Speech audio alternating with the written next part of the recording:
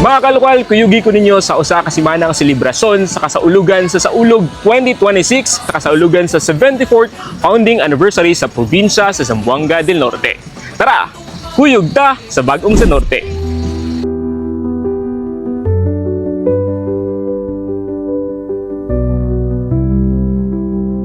Sinimulan ang programa sa State of the Province Address o SOPA ni Governor Daryl Dexter T. Uy, kung saan kanyang ibinahagi ang mga naging tagumpay, programa at mga proyekto ng pamahalaang panlalawigan ng Zamboanga del Norte sa nakalipas na taon.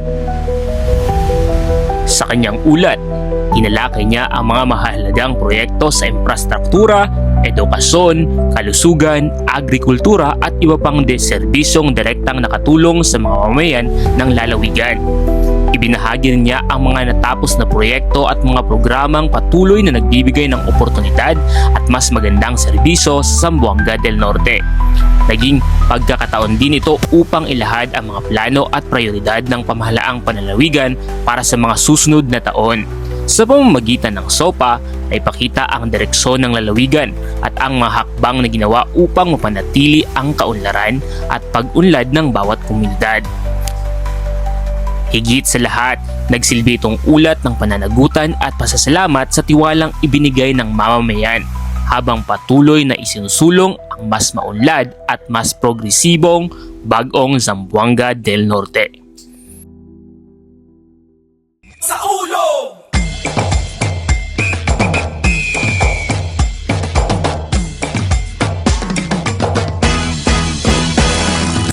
Sinundan ito ng inaabangang street dancing at costume parade na niluhukan ng 25 municipality at 2 lungsod ng lalawigan, ang Dipolog City at Dapitan City bilang bahagi ng Saulog Festival 2026. Nagmistulang makulay na entablado ang lansangan dahil sa samot-saring disenyo ng mga kasuotan na nagpapakita ng kultura, kasaysayan at pagkakakilanlan ng bawat bayan. Bawat delegasyon ay nagdala ng kanilang pinakamahusay na festival costumes na yari sa iba't ibang materyales at disenyo upang maipakita ang kanilang mga lokal na produkto at tradisyon.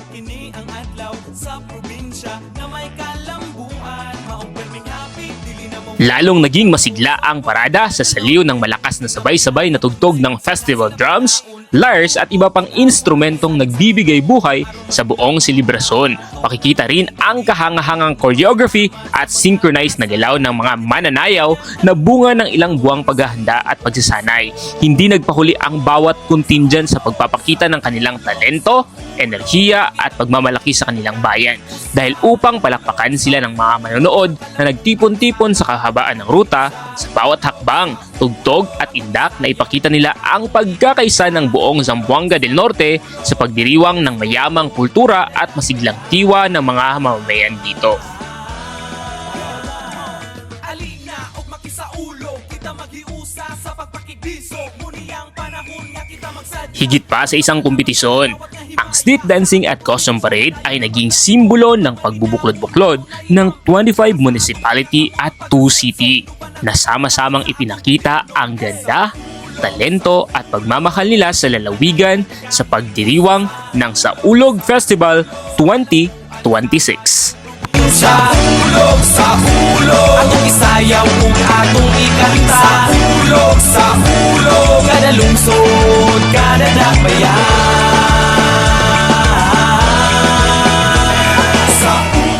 Sa ulog!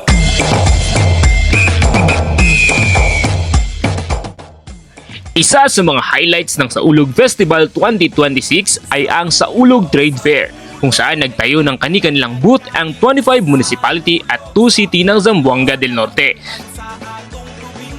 Tampok dito ang mga kilalang tourist spot ng bawat bayan at lungsod na nagbibigay ng pagkakataon sa mga bisita na mas makilala ang mga nagtatagong ganda ng lalawigan. Mula sa mga magagandang beach, waterfalls, mountains, heritage sites at ecotourism destinations. Ipinakita ng bawat booth ang kani-kanilang pinagmamalaking atraksyon.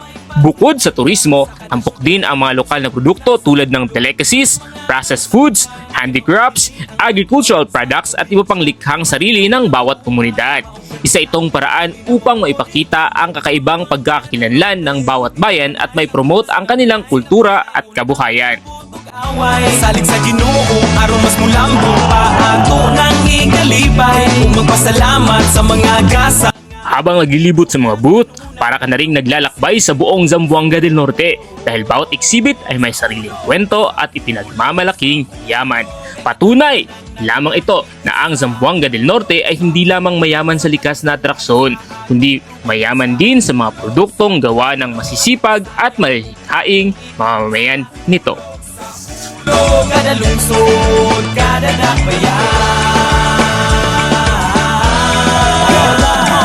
Alina og makisaulo, kita maghiusa sa pagpakigbiso. Muni ang panahon nga kita magsadya, magpasalamat sa nadawat nga himaya. Sa atong probinsya, padayon ang paglambo, magmalinawon, mauna iampo. Nasa atong mga kamutang pag-asenso, inuban ang Tampok din sa Saulog Festival 2026 ang Halad Pasalamat, isang pagtitipon-tipon ng iba't ibang religious groups mula sa buong Zamboanga del Norte. Sa mamamagitan ng gawaing ito, nagkaisa ang iba't ibang pananampalataya upang magbigay ng pasasalamat sa mga biyaya, tagumpay at patuloy na pag-unlad na tinatamasa ng lalawigan.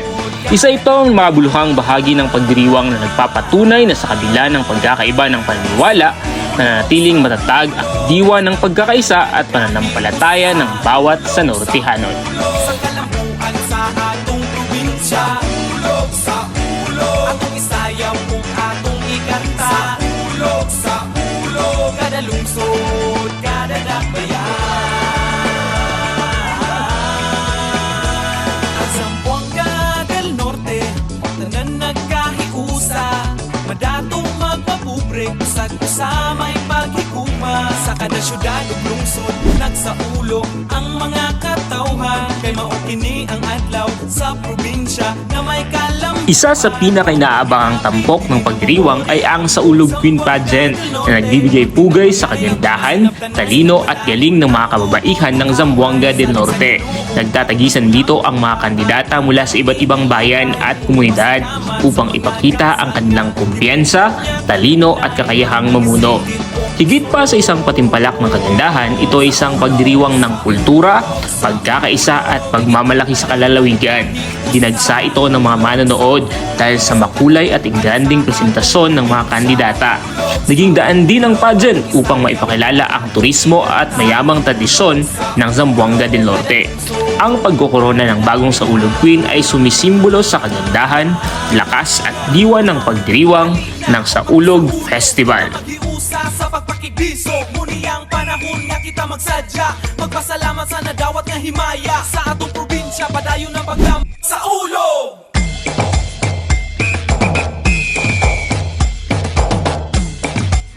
At nagtapos ang isang linggong pagdiriwang sa Saulog Festival 2026 sa isang engranding konsyerto na inihandog para sa lahat ng Zanortehanon. Mula sa makakulay na parada, cultural presentations, trade fair at iba't ibang aktibidad na nagtapos ang selebrasyon sa isang gabing puno ng musika, saya at pagkakaisa. Mas lalong naging espesyal ang gabi sa pagdating ng mga kilalang artist kabilang si Maki, kasamang iba't ibang performers at mga local na artist na nagbigay ng world-class na entertainment sa mga manonood. Habang sabay-sabay na umaawit at nagsaya ang libu-libong tao, muling napatunayan kung gaano kasigla at kakulay ang diwa ng pagiging Zanortehanon. Isang linggo ng pagdiriwang na hindi lamang nagpakita ng kultura, turismo at talento ng lalawigan kundi nagpatibay rin sa pagkakaisa ng bawat mamamayan nito. Happy 74th Founding Anniversary, Zamboanga del Norte! 74 na taon ng kasaysayan, pag-unlad at tagumpay at patuloy pang sisikat bilang isa sa mga ipinagmamalaking lalawigan ng Mindanao. Padayon Zanortehanon, ug kuyog ta sa bagong Zanorte. Hanggang sa muli, ako si Ruru, ang inyong kalokal and proud Zanortehanon, sharing local stories.